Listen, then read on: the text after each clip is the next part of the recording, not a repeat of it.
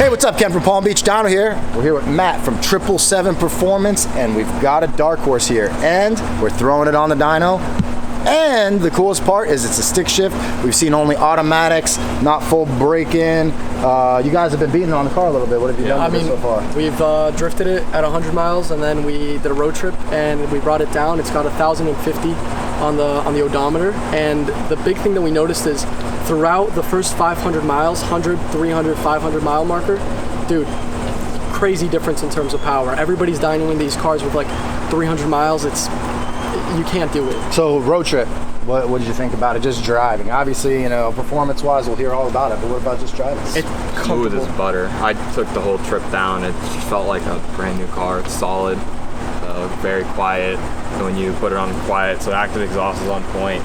The Tremec is very, very, very good. Way better than the 350. It feels different than the 350. How's the clutch feel? Good? Heavy. The clutch feels like the 350, but it feels like a TR3160 with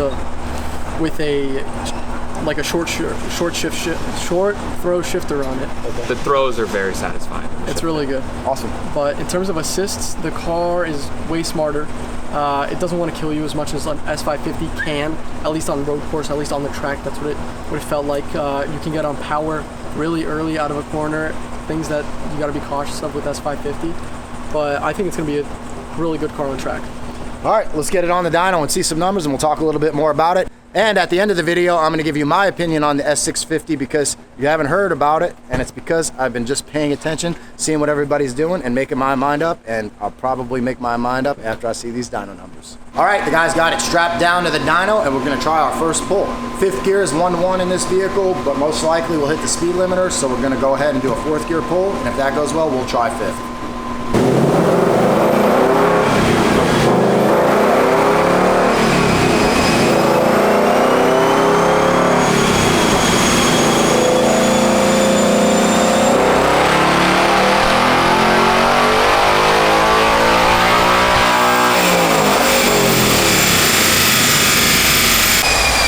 Sample button a little late, so we'll go ahead and try another one. I was messing with the traction control and I forgot to hit sample. The peak power is probably pretty close there, 414. Remember, this is in fourth gear, which isn't 1-1. It did stop me pretty much right at red line. Let's see what speed that was.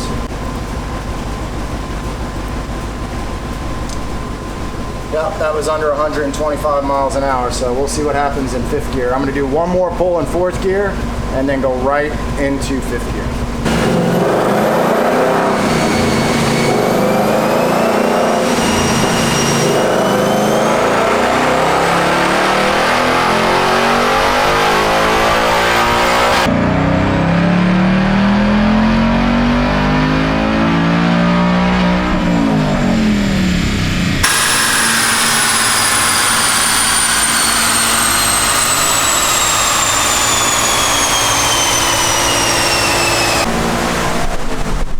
All right, so 418, remember that's fourth gear. Fifth gear should make more power. We might not be able to rev it all the way out to peak, but we'll see how much more it makes in fifth and give you a rough idea of what it would make if we didn't have a speed limiter in the way. Let's see what it does.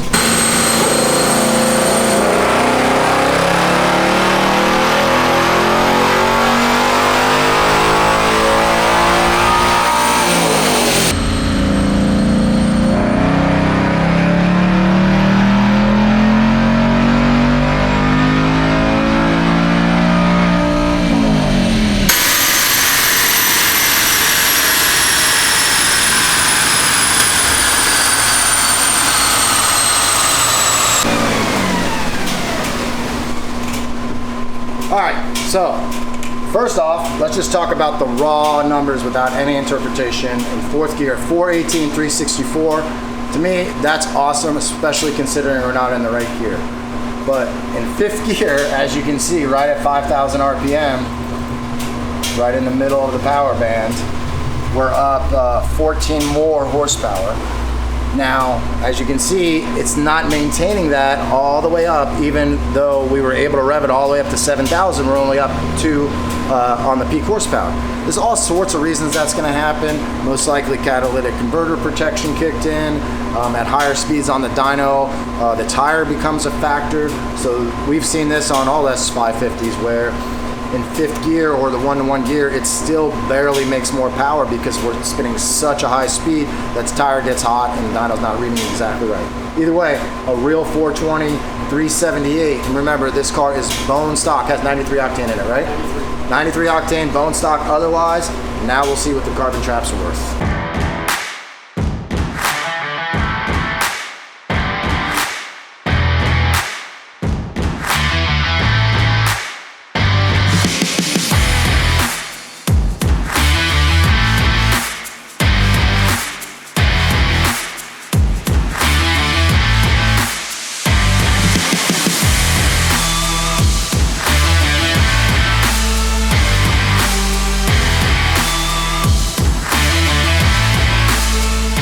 All right, carbon traps are out. It wasn't too tough. We're gonna go ahead and see what kind of power we pick up. Again, we're not looking at just peak power. We're gonna look at throughout the whole power band, and we're gonna go ahead and do the pulls in 4th and 5th again to make an accurate comparison.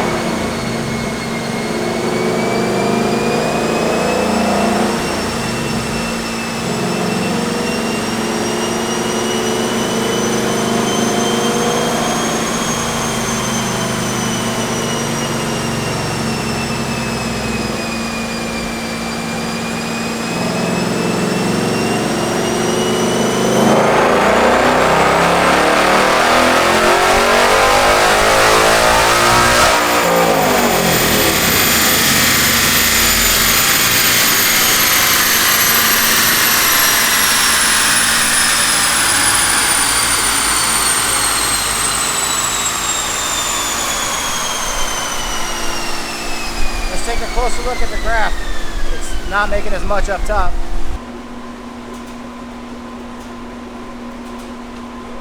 Very interesting. It's pretty, I mean, it matches right at 56 to 62, but it's down before and after. I'm wondering if it could have to do with just it seeing, we're not logging it. Maybe I should have. But I think what we'll do is, since I did try to start the car with the mass air meter disconnected, I'm going to go ahead and disconnect the battery and let the computer reset itself.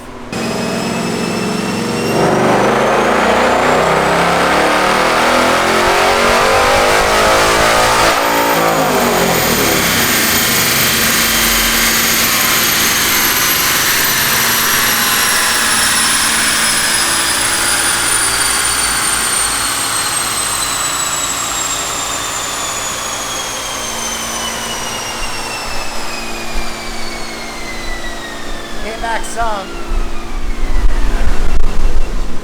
but it was unhappy. It wouldn't let me change drive mode, so I decided to do it again.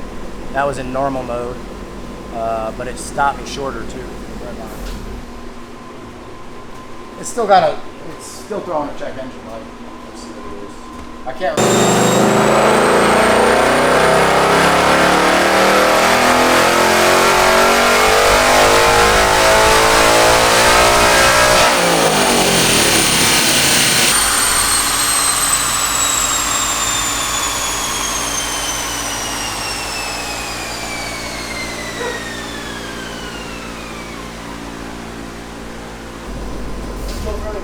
Yeah, I'll tell you that in a second. Something weird's going on there.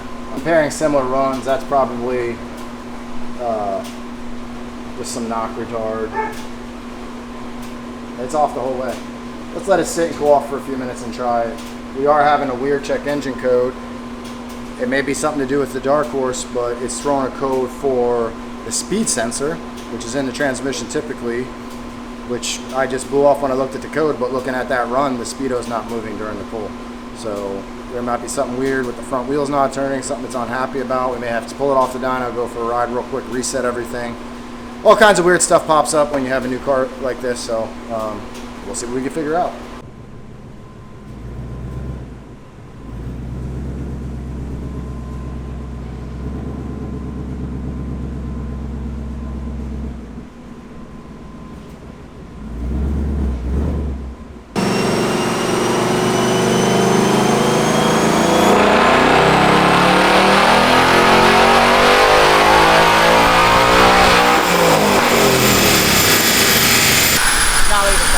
I think we're good. That was 4th gear. I'm going to go right to 5th gear.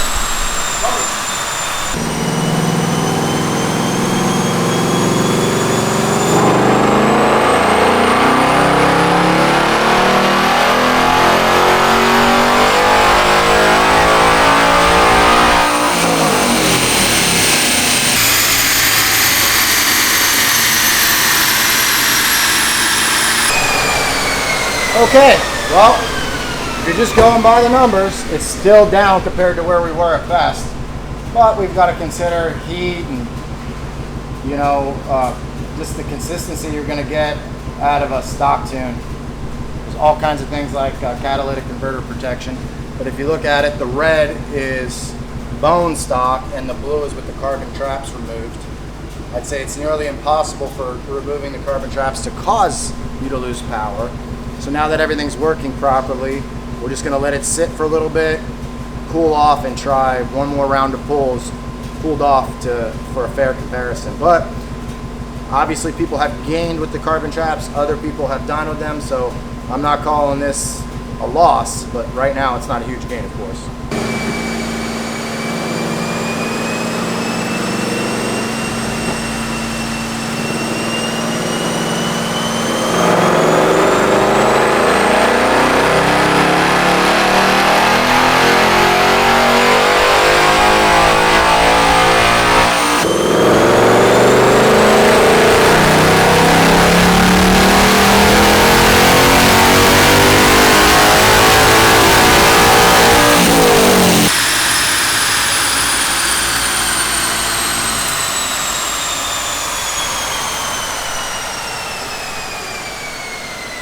Not a huge gain, but it's a gain. I'll take it. Officially, it's 3 horsepower at peak. Let me shut the car off real quick. So we got, I did go ahead and log that so we can kind of look at the timing curve too. I was curious on that. We don't have the 4 carbon traps, but that shouldn't really matter. At certain spots, it picked up from 409 to 416, so that's like 7 horsepower. And then up top, it kind of flattened out, then it picked back up. So the moral of the story here is it's not going to be that consistent. And that's typical with the stock tune. As things get hot, you're really going to lose a lot of performance, because this is exactly the same thing, just we let it sit for, I don't know, 15 minutes. It's still 92 degrees in here. It was actually a little hotter in here the pull before, probably from running the car. It gets hot in the room. So, you know, just a cool off was worth 8 horsepower and 10 torque. But if we look at this, just the best 5th gear pull versus the best 5th gear pull. No, that's not correct, sorry. That's 4th gear.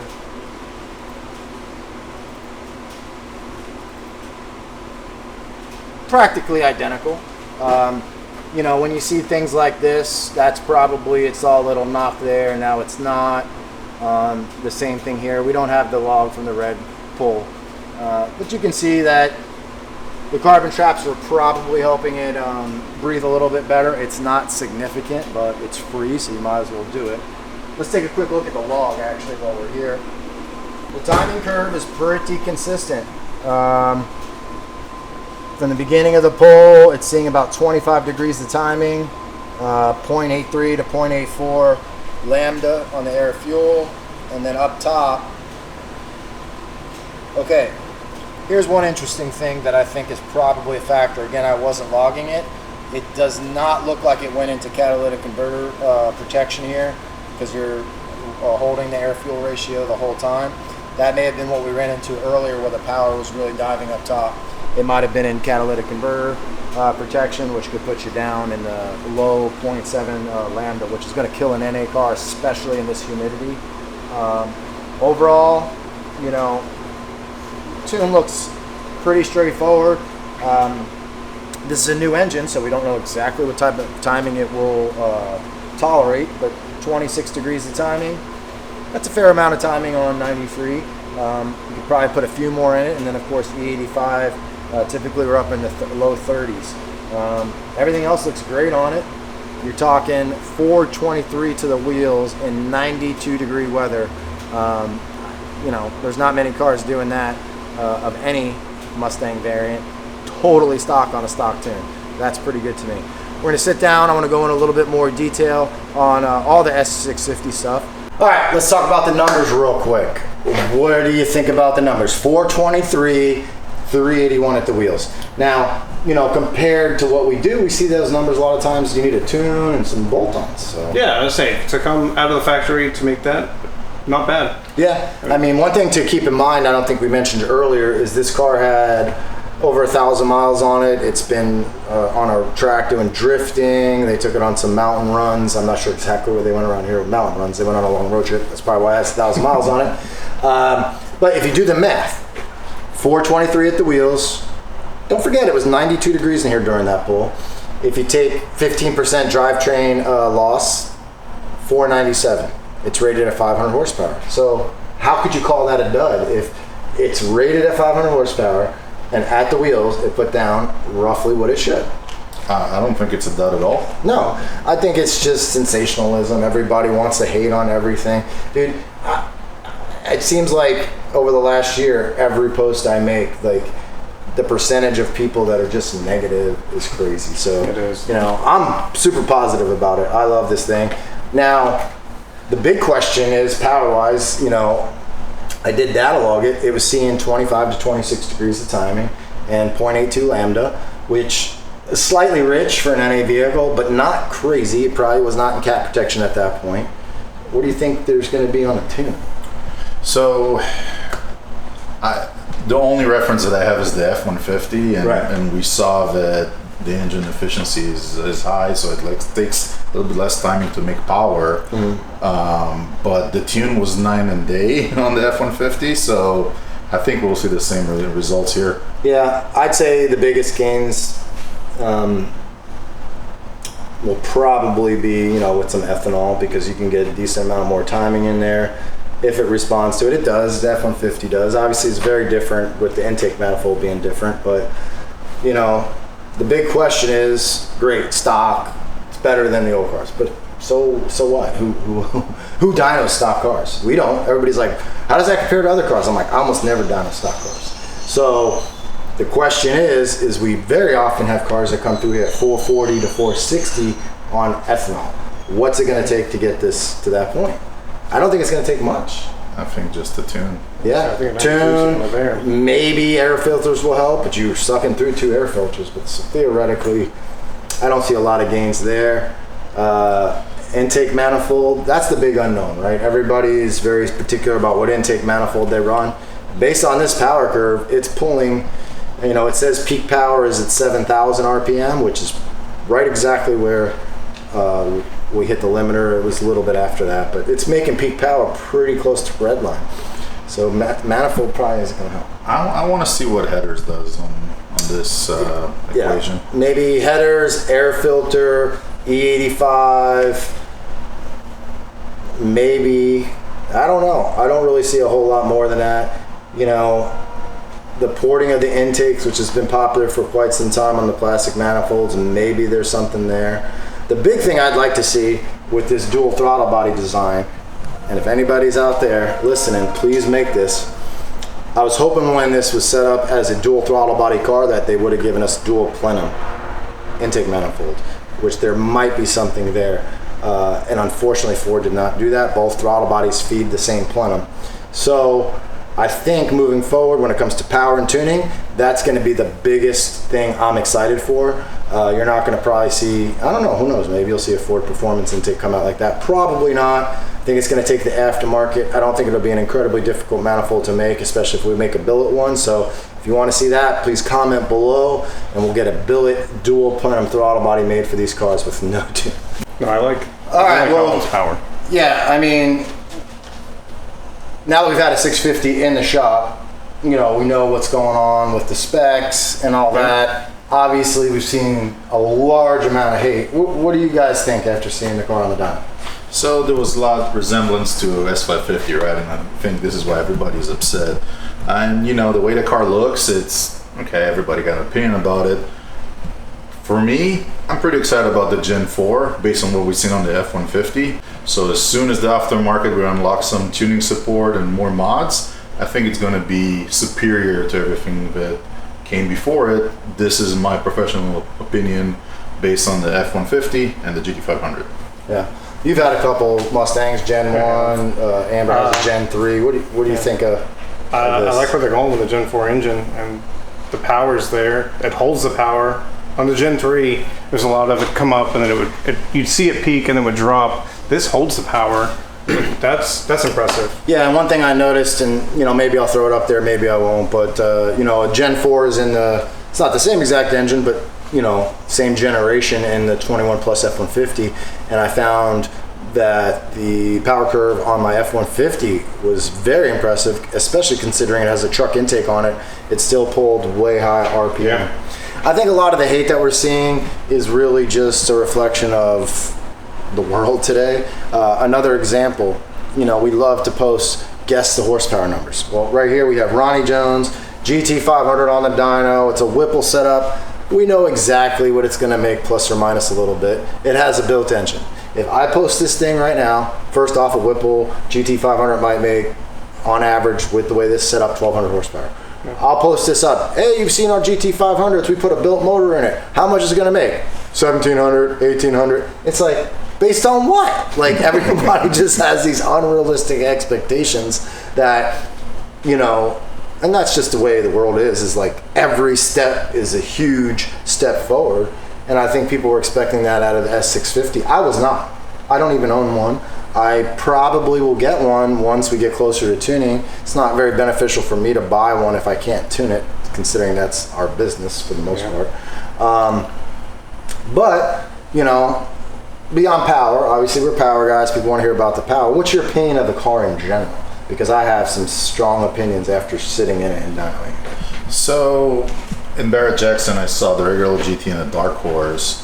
I didn't really like the regular GT. The design and everything was kind of but then the Darkhorse is pretty cool. Not really big fan of the taillights, but the front of the car, the fascia is good. But that's about it, to be honest, because I'm more of a classy guy. Still, S197 is my favorite modern Mustang. Well, we've got three big changes to this vehicle. Yeah. The front, the back, and the dash interior. So, it seems like you like the front. The back is kind of but what about the interior? So, let's be honest here. Let's call a spade. It's 18 to 23 interior with just nice plasma screens. Yeah, it is a little bit nicer, maybe. The seats in that I kind of liked. They're like a bluish tint to them. My number one complaint. It was my number one complaint when seeing the car online, and it's number one, like way higher than that, if there's such a thing, is the screens. I hate them. I hate them because not only do they look bad just gazing into the vehicle, but sitting in there dynoing it, there's a huge border around it and it's too close. Like literally, it's like, it's not like normally a dash is sunk into the dashboard. And I didn't drive it out on the street. I'm not sure how it does with lighting, even if it's fine in bright sunlight. I don't want it to look like there's a tablet on my dashboard. A GT500, older GTs that had digital dashes, there's Mercedes out there where the whole thing is like a similar feel and it's a really wide deal, but it's integrated into the dash. It looks like it was designed to be that way. It wasn't like, hey man, let's put a digital dash in this thing. Donk! You know, like throw that on there, and let's use an old technology where you have to have a huge bezel. You can't go edge to edge, so the gauges are smaller than they should be, and they're too close, which is a weird combination because you would think being smaller you would want them closer, but I don't know, I just felt really crowded in the car. You drove it on the street. So I drove it on the street, and I will say the dash felt, the steering wheel definitely blocked your view. No matter how I put it, you couldn't see everything you wanted to see without having to move around.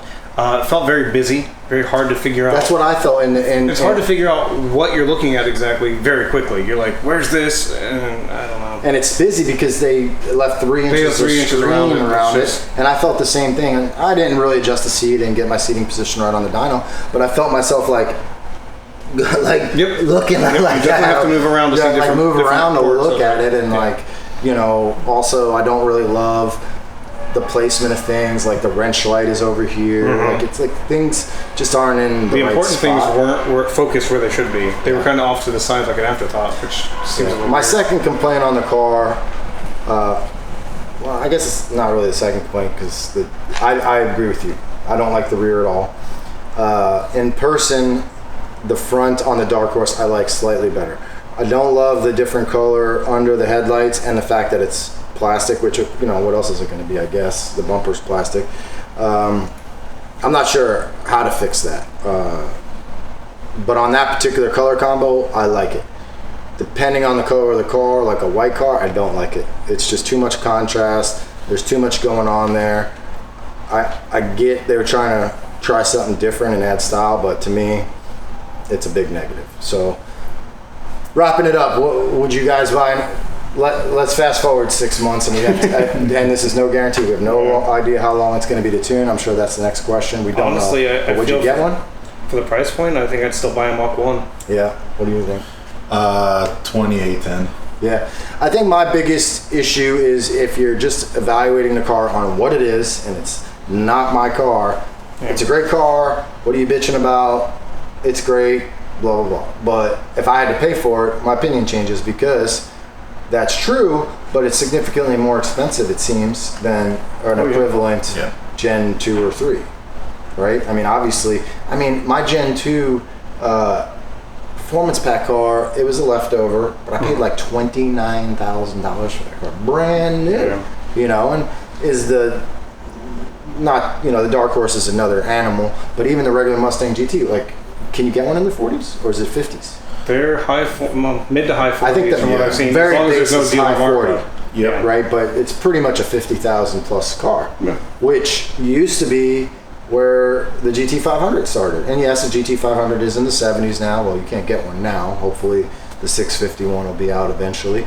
But you know, everything's getting more expensive in this world, so it's kind of hard to like gauge how much more expensive it really is. But to me, it's a significant jump up, and I didn't do the math on car payments, but I think it takes it out of that range of a car payment that, you know, a guy that's like anything. My whole life I've been reaching, you know, buying things more expensive than I could buy. But I think at this point, it would push it past that envelope to where you're like, it doesn't matter if I can't even make a bad decision here because it's so damn expensive. I'm not even you'd going have to to restructure your whole budgeting to be able to come up with. Yeah, and then again, you don't know how long it's going to be till you can tune it. Yeah. So, but here's one thing I think that's worth mentioning about it. It's the last muscle car standing from the big three. Absolutely. I mean, the big answer is like, well, how does it compare to the Challenger or the Camaro of the same year? Well, I think we're back in 2003 already. Right. So, right? You know, at the same time, maybe the discussion inside of Ford was we got to get rid of it, and somebody stuck up for it and said, no, we got to keep it. It's going to be more expensive, but we have to keep it. And if that's what it took to keep the Mustang around, then of course the extra money is worth it. And based on the sorry, I cut you off, but based on the podcast with all the Ford stories, it's probably true. Yeah, I mean, I'm sure they took one or two people to really stick up to keep it this long. So, you know, at the end of the day, Team Ford comes through, right? Like, you know, it's easy to sit back and look at all the Hellcat variants, and they got freaking Hellcats and damn Dodge Durangos. I would love to have freaking GT500 engine and Explorer. Could you imagine?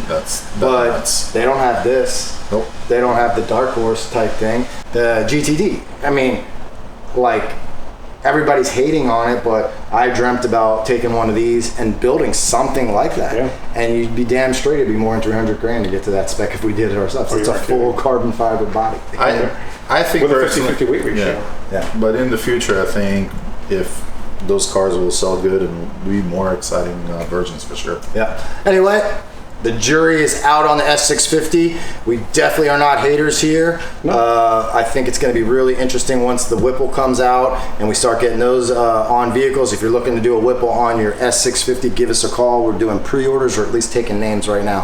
I hope you like the video. Share it with your friends, subscribe, and we'll see you on the next one.